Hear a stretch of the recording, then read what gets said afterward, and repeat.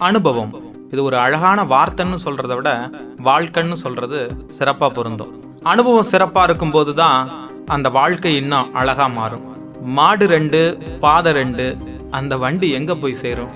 வாழ்க்கை அப்படிங்கிறதும் அனுபவம் அப்படிங்கிறதும் ஒன்னா சேரும்போது தான் சரியான பாதையில பயணிச்சு சிறப்பானது ஒரு வாழ்க்கையை வாழ முடியும். இந்த அனுபவம் எவ்வளவு சக்தி வாய்ந்தது, எவ்வளவு அழகானதுன்னு அது வாழ்க்கையோட ஆணிவேர் அப்படிங்கிறத இந்த குட்டி ஸ்டோரி மூலமா நாம கேட்டு தெரிஞ்சுக்கலாம். ஒரு அழகான காடு இருந்ததுதான். கொஞ்ச நாளைக்கு முன்னதாக தான் அந்த காடுகள்ல அடமழை வச்சு வெளுத்து வாங்கினது. பலதரப்பட்ட விதைகள் கீழே விழுந்து அந்த மழைக்கு முளைக்க ஆரம்பிச்சது. அப்போ எல்லா விதமான விதைகளும் உடனே முளைச்சு தளிர்விட ஆரம்பிச்சது. ஆனா அந்த மூங்கில் மரத்து கீழே விழுந்த விதைகள் மட்டும் முதல்ல அது முளைத்து வர்றதுக்கே ரொம்ப காலம் டைம் எடுத்துக்கிச்சு. மற்ற செடிகள்லாம் விதைகளா இருந்தது முளைவிட்டு கன்றுகளா மாறி செடிகளாகவும் மாறிடுச்சு. ஆனா இந்த விதைகள் எல்லாம் செடிகளா மாறினதுக்கு அப்புறம் தான் இந்த மூங்கில் விதையானது முளைக்கவே ஆரம்பிச்சது. அதுவும் கொஞ்சம் கொஞ்சமா முட்டி மோதி அந்த மண்ணில இருந்து முளைச்சு சின்னதா தளிர் விட்டு தலையேட்டி பார்த்துட்டு இருக்க நேரத்துல மற்ற செடிகள் எல்லாம் மிகப்பெரிய அளவுக்கு உயரத்துல வளர்ந்து நிக்கிறது.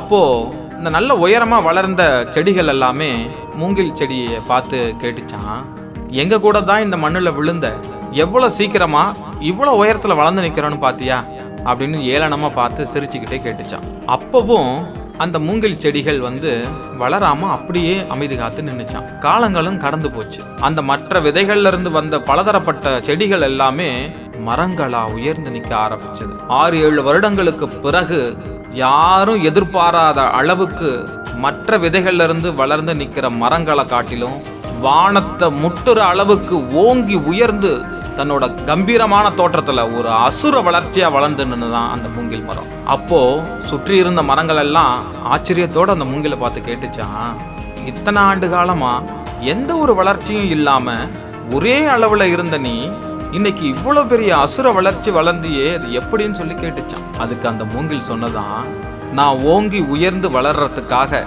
என்ன நானே பலப்படுத்திக்கிறதுக்காக இந்த மண்ணுல என்னுடைய வேர்களை எல்லா புறமும் பரவ விட்டு எனக்கான வலிமையை பல மடங்கு ஏற்படுத்திக்கிட்டேன். அப்படி ஏற்படுத்திக்கிட்டதால தான் இன்னைக்கு வானத்தை முட்டுற அளவுக்கு வளர்ந்து கம்பீரமான தோற்றத்துல நிக்கிறேன். இந்த அசுர வளர்ச்சி அடைஞ்ச மூங்கில போலதான் எத்தனையோ இளைஞர்கள் நம்மளுடைய படிப்புக்கு ஏற்ற எத்தனையோ வேலைகள் கிடைச்சிருந்தாலும் தனக்கு ஆர்வமுள்ள தனக்கு பிடிச்ச வேலையில கிடைக்கிற சொற்ப சம்பளத்துக்காக இன்னைக்கு வாழ்க்கையை ஓட்டிக்கிட்டு இருக்காங்க.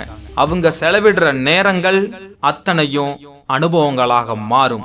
அது எப்போதுன்னா இந்த மூங்கில் செடி போல 5-6 வருடங்கள் காத்திருந்து அசுர வளர்ச்சியை எப்படி எட்டி பிடிச்சதோ அதே போல தன்னுடைய வாழ்நாளுக்காக உழைக்கின்ற அந்த இளைஞர்கள் ஒரு காலகட்டத்துல அந்த அனுபவங்களா சேகரிச்சு வச்சு தனக்கு பிடிச்ச ஆர்வமான வேலைகள்ல நிலையா நின்று சாதிச்சு காட்டுவாங்க. மூங்கில போல அனுபவம் அப்படிங்கிற ஆணிவேர்களை ஆழமா அந்த பூமியில பாய்ச்சினோம்னா நமக்கும் அசுர வளர்ச்சி தான்.